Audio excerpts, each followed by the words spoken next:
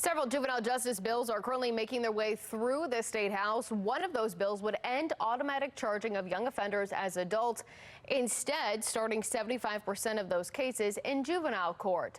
Other proposals focus on reportable offenses and the law surrounding how certain juvenile offenses are reported to school districts.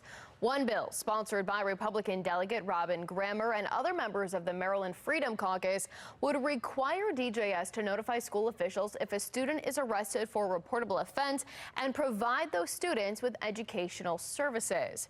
Delegate Grammer joins us now to talk about his bill and the changes Republicans want to see to Maryland's juvenile justice system. Thank you for joining us at this point, Delegate. Thanks for having me. So talk to me a little bit about the bill that you are pushing when it comes to reportable offenses. What would this change to current law? So I served on the Juvenile Fatality Committee. We got to take a look behind the curtain of the juvenile system. And what you find is the school system is very frankly, very angry at the juvenile services system. And a big part of the reason behind that is frequently the juvenile services system sends students into the school system who have massive infractions. In Howard County, if you remember, the student was sent to the school system and he had been put, I believe, on an ankle monitor for beating a man and paralyzing him. And the superintendent of Howard County said, we wouldn't have made that placement if I had known his background. And that student went on to, allegedly murder another person.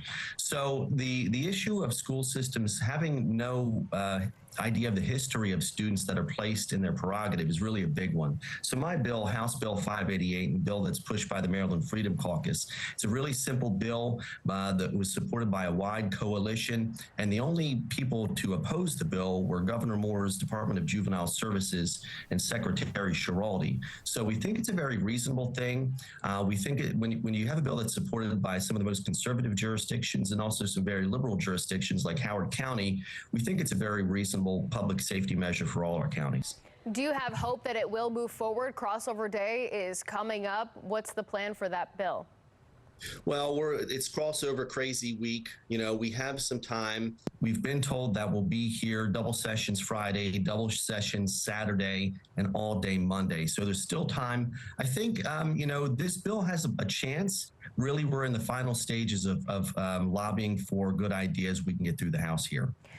There's been a lot of criticism of DJS Secretary Schiraldi. We heard some of the criticism from Carroll County Sheriff Jim DeWeese.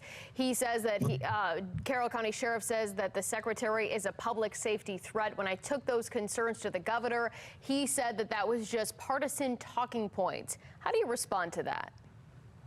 You know, I think the great thing about crime and public safety is you can get away from the statistics and talk about how things work. Let me give you an example that's current. The recent beating that happened in Essex to the young boy, he was attacked by at least 8 other people. They pulled down his pants, they pushed him down, they kicked him and punched him in the face. He was beat by at least 8 other youth, and only so many of those could even be charged. So I think that the fact right there that you can have a gang beating and still not charge those people, it really shows what we have. And you don't need to get into statistics, but the leadership we're seeing from Governor Moore and Secretary Schiraldi really is frankly quite extreme.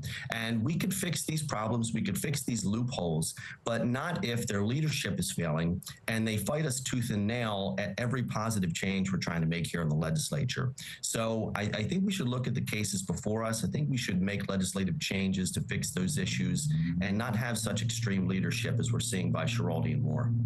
All right, Delegate Grammer, we'll keep our eyes on those bills as they make their way through the session. I appreciate your time.